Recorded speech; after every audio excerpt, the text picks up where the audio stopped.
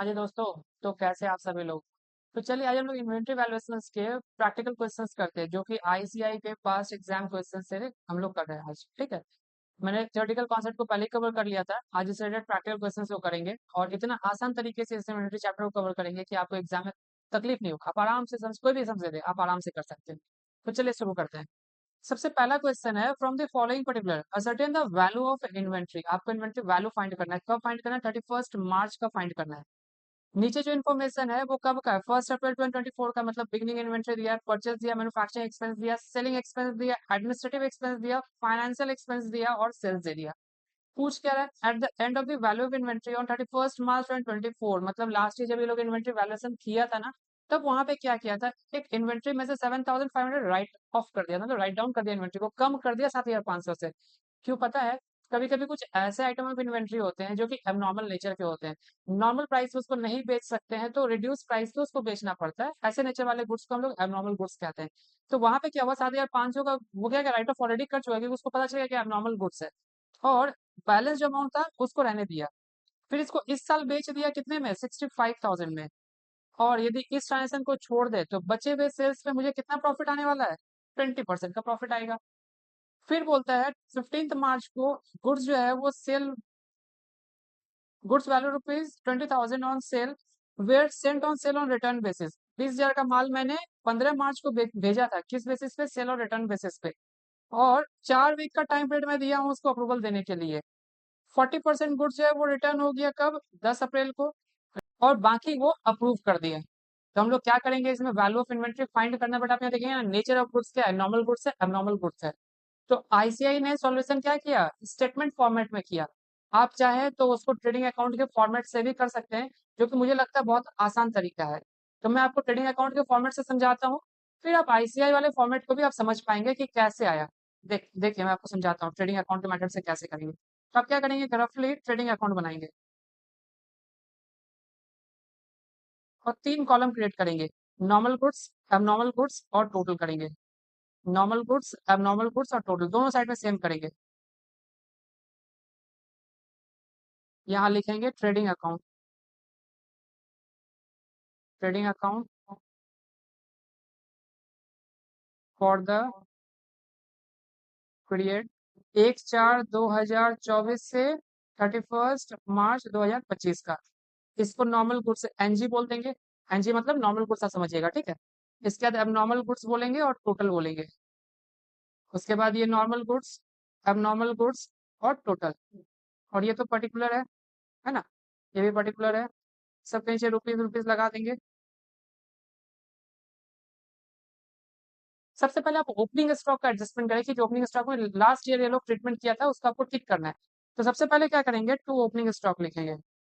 देखेंगे इन लोगों का लास्ट ईयर क्या था?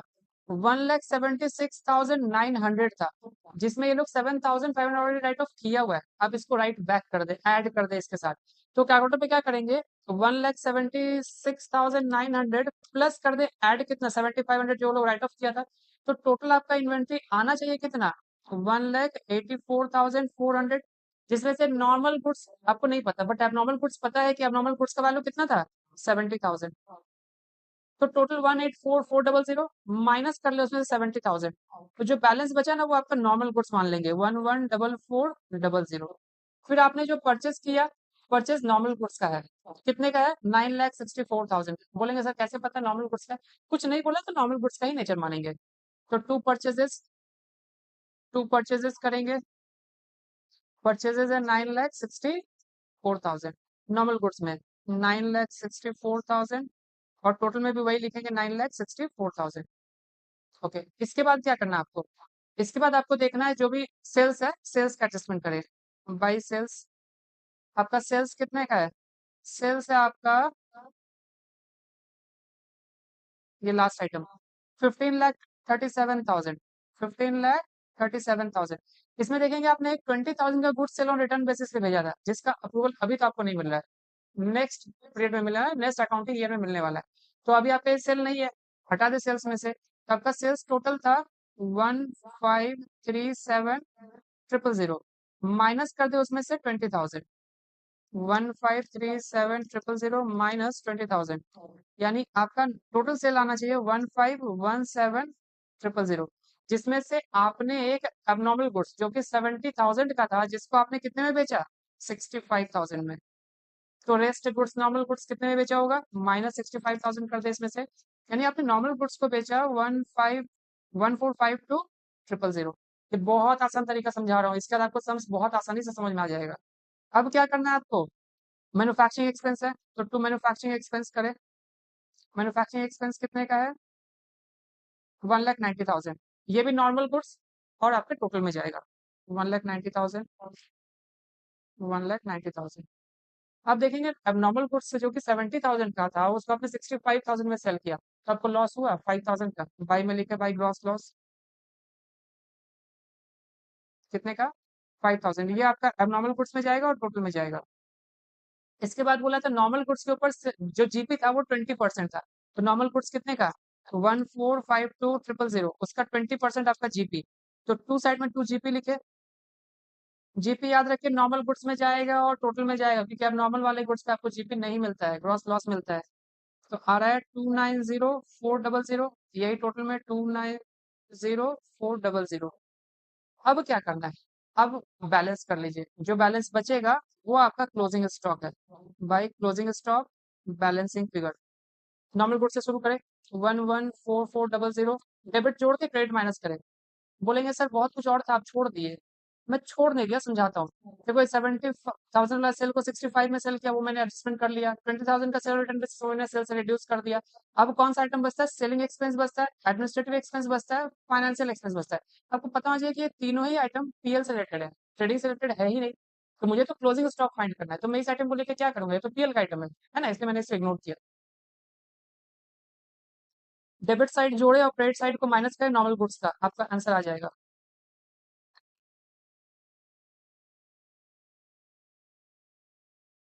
आ रहा है मेरा 1,068,000, 1,068,000। यही आपका क्या होगा? नॉर्मल गुड्स का क्लोजिंग इन्वेंट्री है। और यही आपका क्वेश्चन था, कितना मेरा inventory at the end of the year बचेगा? तो 1,06,800 बचेगा। आप देखिए ऐसे कितना अच्छा तरीके से किया है। वो भी यही तरीका फॉलो किया, लेकिन वो तरीका का प्रेजेंटेशन थोड़ा अलग है। देखिए पहले ये लोग क्या किया, जो ओपनिंग इन्वेंट्री था वो लिख लिया, हम लोग के पास यही ओपनिंग इन्वेंट्री था। इसमें से एडजस्टमेंट किया, कौन सा एडजस्टमेंट किया? तो देखिए 70,000 का इन्वेंट्री था, 7,500 राइट ऑफ कर दिया होगा, तो वो इन्वेंट्री कितने का बचा होगा नॉर्मल गुड्स का? 62,500 का। तो नॉर्मली ये बचा हुआ बैलेंस दिखाया इन्वेंट्री का, जो कि नॉर्मल गुड्स का है। नॉर्मल गुड्स पे टोटली यहाँ से इग्नोर करना होगा। नॉर्मल गुड्स कर लिए, फिर परचेस किए 9,64,000, डेबिट साइड में हम लोग ऐड कर रहे हैं ना, तो उसी को ऐड किया। फिर उसके बाद क्या किया वो लोग? मैन्युफैक्चरिंग एक्सपेंसेस को ऐड किया, है ना, ओपनिंग इन्वेंट्री। उसके बाद आपका जो एडजस्टमेंट आपका लास्ट ईयर इन्वेंट्री में राइट ऑफ हुआ था उसको हटा दिए, परचेस कर लिया, मैन्युफैक्चरिंग एक्सपेंसेस कर लिए, तो टोटल आया 1,268,400। अब आपका सेल्स का क्या करना है? कॉस्ट ऑफ सेल्स फाइंड करिए, क्योंकि वहां से जीपी आपको हटाना होगा ना। आप यहाँ पे जीपी नहीं दिखा सकते स्टेटमेंट में, आपको सेल्स से ही जीपी हटा देना होगा। तो क्या कर रहे हैं, कॉस्ट ऑफ सेल्स कैसे निकालेंगे? तो टोटल सेल्स दिया हुआ था 1,537,000, उसमें से 65,000 का नॉर्मल गुड्स था, हटा दीजिए। फिर 20,000 का सेल ऑन रिटर्न बेसिस है, तो 1452 आया ना। देखिए हमारे भी वही आए होंगे, 1452 ही आए हैं, बस तरीका अलग है। ये समझ बहुत आसानी से आ जाएगा, और वो थोड़ा डिफिकल्टी हो सकता है। बहुत बच्चे तो बहुत होशियार होंगे, उनको समझ में आ जाएगा, ये तरीका भी समझ में आ जाएगा। बट मैं वो तरीका बताया उन बच्चों के लिए जिनको बिल्कुल अकाउंट्स में समझ नहीं आ रहा है कि ये कैसे करना है। तो कमजोर से कमजोर बच्चा भी वो फॉर्मेट पे कर पाएगा। तो 1,42,52 आ गया। अब इसमें से 20% जीपी हटा दीजिए, माइनस के बचा 1,161,600। अब टोटल का ये वैल्यू माइनस ये वैल्यू जो बच गया, वो आपका क्लोजिंग इन्वेंट्री। हो गया सॉल्यूशन, आसानी से समझ में आ गया। तो चलिए नेक्स्ट क्वेश्चन पे आते हैं, क्वेश्चन नंबर 2। क्वेश्चन नंबर 2 में बोलता है a trader prepare his final account on 31st March each year. Due to some unavoidable reason, no inventory taking could take place on 15th. No inventory taking could be possible till 15th April 2025. ये 31st March का inventory लेना था, मैंने 15th अप्रैल को जाके valuation किया। मतलब मुझे आगे जाके वैल्यूएशन मिला, जबकि मुझे 31st मार्च का वैल्यूएशन चाहिए, पीछे डेट का वैल्यूएशन चाहिए। तो क्या करेंगे? जो भी आइटम आपके यहाँ पे दिख रहे हैं, ये सारे ट्रेडिंग का आइटम कब का है पता है? 1 अप्रैल से लेके 15 अप्रैल के बीच में जो ट्रांजेक्शन हुआ ना, वो यहाँ पे आपको बता दिए। आप बस इसी को एडजस्ट कर लेंगे ना, तो आपका बैक डेटेड का इन्वेंट्री आ जाएगा। शॉर्ट तरीका या लॉजिकल वे क्या बोल सकते हैं। ये जो इन्वेंट्री आपके पास 15 अप्रैल का होगा ना, ये आपका क्लोजिंग इन्वेंट्री मान लीजिएगा। ये सारे एडजस्टमेंट ट्रेडिंग अकाउंट जैसे करते हो वैसे कर ले। बैलेंस फिगर से यहाँ पे ओपनिंग इन्वेंट्री फाइंड करेंगे जो कि 1 अप्रैल का होगा। तो मेरे 1 अप्रैल का जो ओपनिंग इन्वेंट्री होगा लॉजिकली वही 31 मार्च का मेरा क्लोजिंग इन्वेंट्री है। क्लियर है? मैं वापस आपको इसको ट्रेडिंग मेथड से ही फॉलो करके आपको बताता हूँ कैसे सॉल्व करना है। अच्छा, इसमें नॉर्मल एबनॉर्मल पुट्स करने की कोई जरूरत है कि नहीं, मैं पढ़ लेता हूँ एडजस्टमेंट में ऐसा कुछ है क्या। सेल ऑन रिटर्न बेसिस है, कंसाइनमेंट नहीं, इसमें नॉर्मल एबनॉर्मल पुट्स कुछ नहीं है, तो नॉर्मल ट्रेडिंग अकाउंट आप बना ले। ठीक है,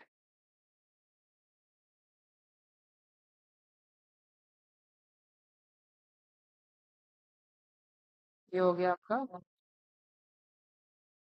trading account for the period, जो भी होगा वो लिख लेंगे। ठीक है, ये रुपीज है, ये रुपीज है, ये भी रुपीज है, ये भी रुपीज है, ये क्रेडिट है, डेबिट है।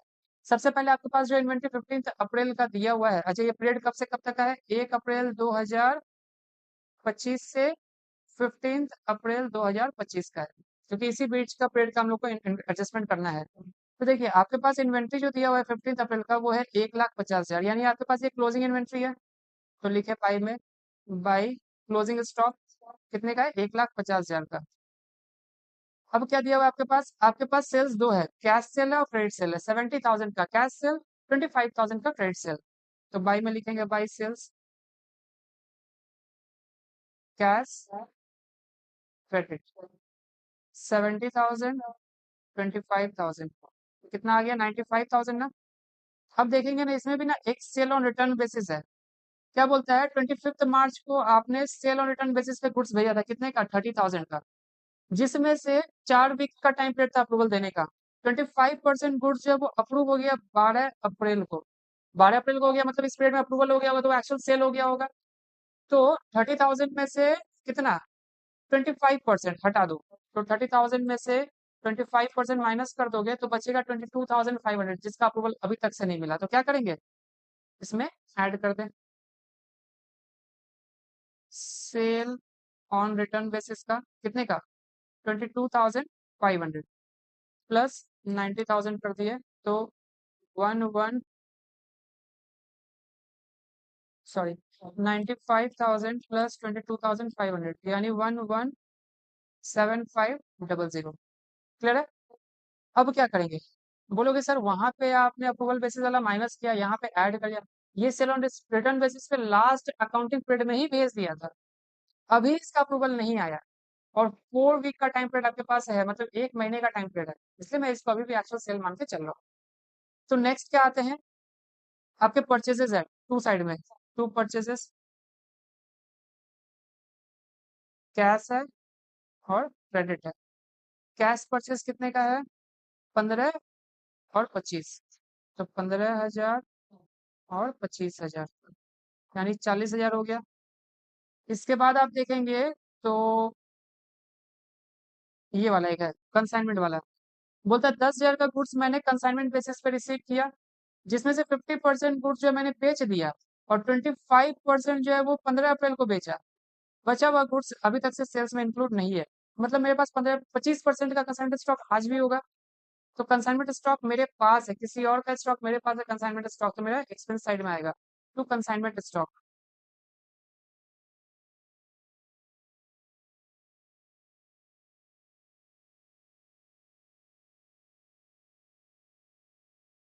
कितना आएगा, 25%, यानी 2,500 हो जाएगा।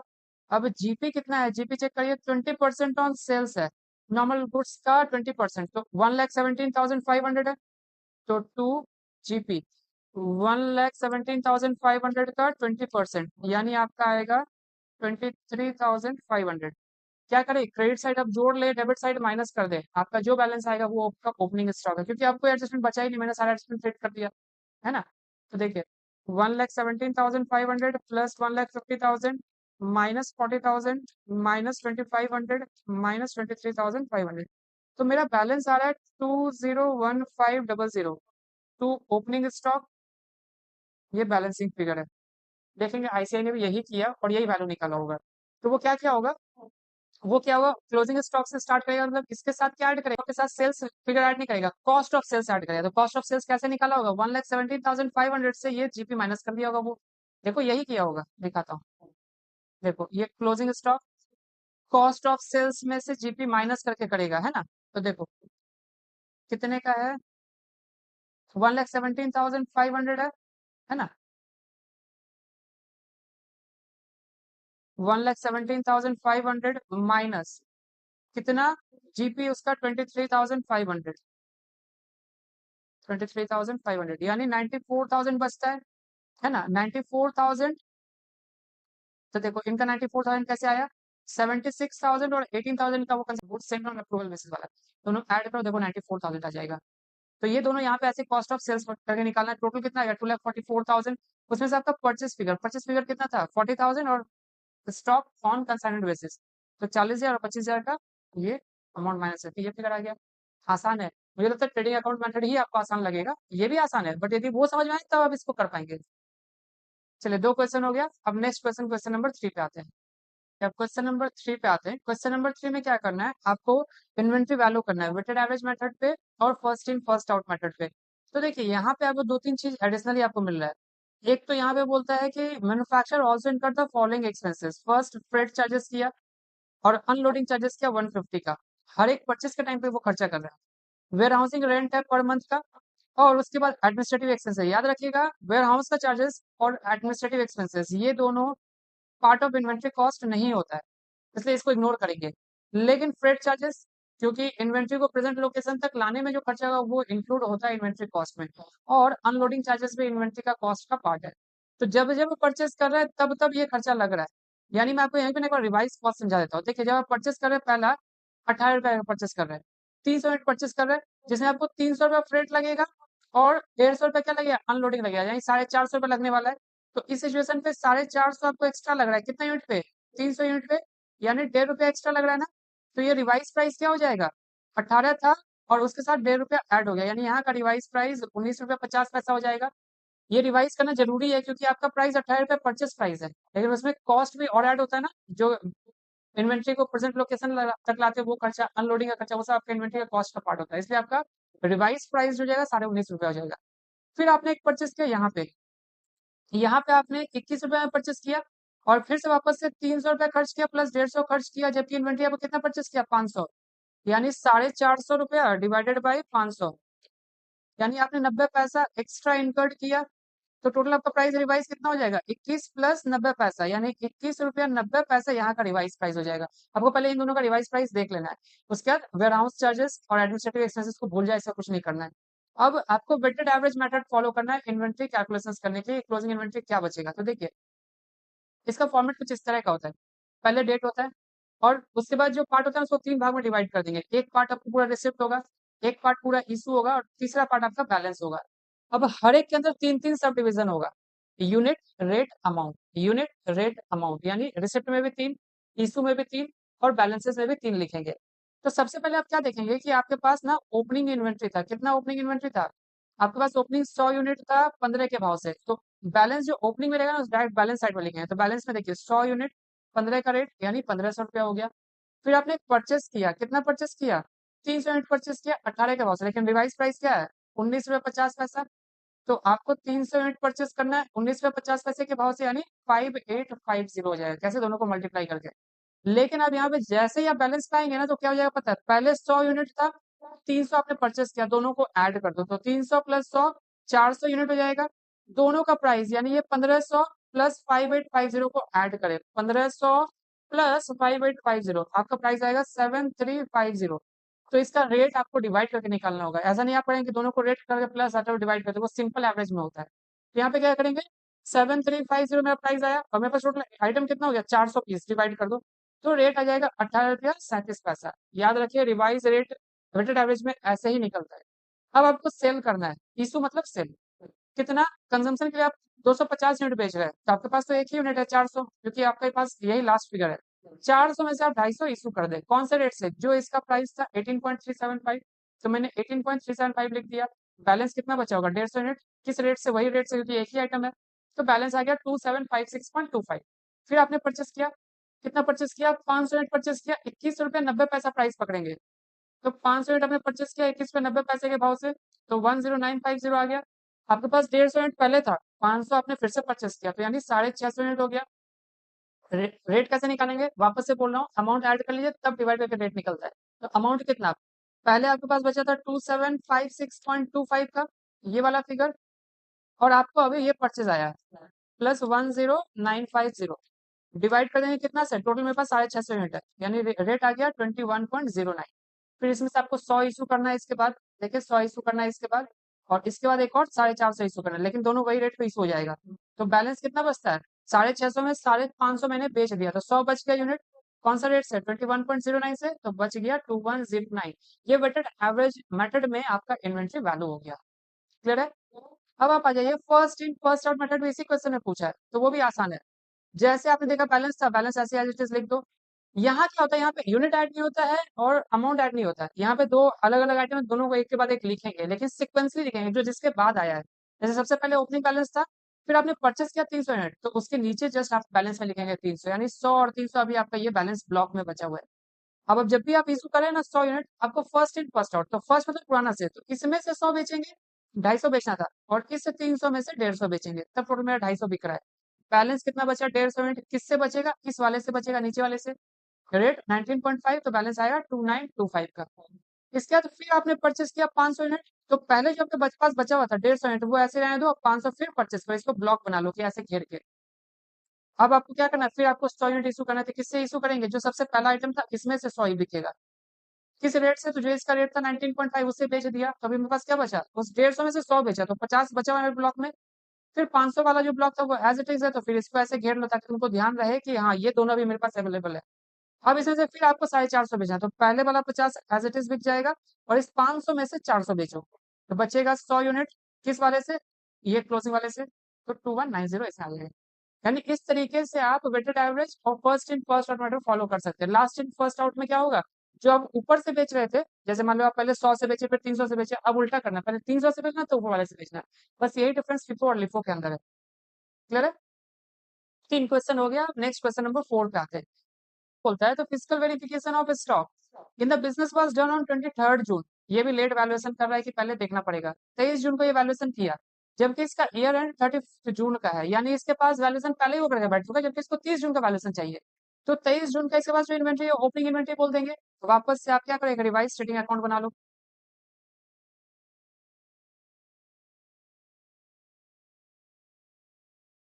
इसके पास ओपनिंग इन्वेंट्री अभी है, तो टू ओपनिंग स्टॉक, कितना फिगर है इसके पास, 4,80,000, तो मैं 4,80,000 बैठा दिया।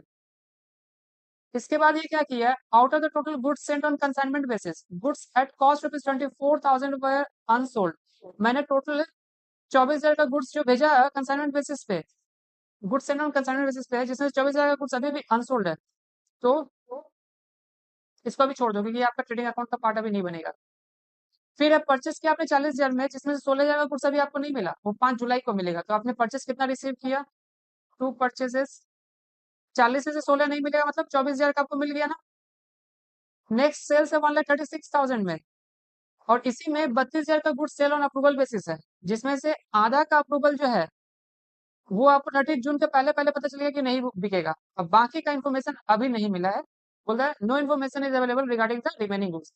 तो देखिए आपने सेल किया था कितने का, 1,36,000 का, जिसमें से आपका remaining half of the goods का अप्रूवल नहीं मिला, मतलब बोला वो रिटर्न कर दिया वो गुड्स, लेस रिटर्न कर देंगे, सेल्स रिटर्न कर दो, कितने का, 32 का था यानी 16,000, तो कितना बचता है, 1,20,000। फिर बोलता है जो गुड्स आपने बेचा है उसमें 25% प्रॉफिट ऑन कॉस्ट है, यानी 25% प्रॉफिट ऑन कॉस्ट मतलब 20% प्रॉफिट ऑन सेल प्राइस, तो 2 GP कर दो, 1,00,000 निकालेंगे, बोलता है जीपी में 25% प्रॉफिट ऑन कॉस्ट है, यानी 20% ऑन सेल प्राइस है। बोलता है जितना का आपको सेल दिख रहा है उसमें से 24,000 का गुड्स जो है मैंने बेचा है 12,000 में, यानी इसका जीपी निकालने के लिए एक वर्किंग बताता हूँ। जीपी कैसे निकालोगे, तो देखो 1,20,000 का सेल था, उसमें से 24,000 का ऐसा गुड्स, 12,000 का ऐसा गुड्स है जिसको आपने लॉस पे बेचा, 24 का दाम था बट आपने बेचा 12 में, तो माइनस कर दो इसमें से 12,000, जो बचा इसका 20% प्रॉफिट आएगा, माइनस एक गुड्स जो 24,000 का था उसको आपने 12 में बेचा है, तो 12,000 का यहाँ आपको लॉस भी आ रहा है, तो कितना आएगा देखो, तो 1,20,000 माइनस 12,000 इंटू 20% माइनस 12,000, यानी 9,600 का आपका एडजस्टेड जीपी है। क्लियर है। अब बैलेंस करो, आपका क्लोजिंग स्टॉक आ जाएगा, बट वो सिर्फ नॉर्मल गुड्स का आएगा। अभी इसमें बहुत सारे एडजस्टमेंट करने होंगे तो आपका एक्चुअल क्लोजिंग स्टॉक आएगा। तो 4,80,000 प्लस 24,000 प्लस 9,600 माइनस 1,20,000, यानी आपका क्लोजिंग स्टॉक आ रहा है 393600 टू क्लोजिंग स्टॉक। ये बैलेंसिंग फिगर है, बट ये एक्चुअल इन्वेंट्री नहीं है। क्यों नहीं है, अब मैं बताता हूँ एक्चुअल इन्वेंट्री क्या होगा। एक्चुअल इन्वेंट्री ऑन 30 जून क्या होगा। एक तो आपका नॉर्मल इन्वेंट्री, नॉर्मल इन्वेंट्री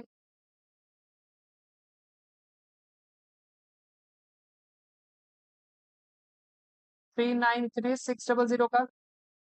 एक आपका परचेस था जिसमें 16,000 का गुड्स अभी नहीं मिला बट आगे जाके मिलेगा, है तो वो आपका इन्वेंट्री ही। एड गुड्स इन ट्रांजिट कितने का, 16,000 का। एक कंसाइनमेंट स्टॉक आपके पास 24,000 का, कंसाइनमेंट स्टॉक 24,000 का।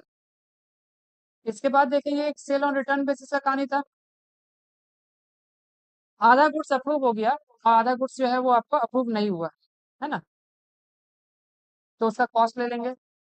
Add cost of goods on approval basis कितना, तो 16,000 का 80% ना, क्योंकि 20% जीपी है, तो 16,000 इंटू 80%, यानी 12,800। इन सब को ऐड कर देंगे, आपका एक्चुअल इन्वेंट्री आ जाएगा।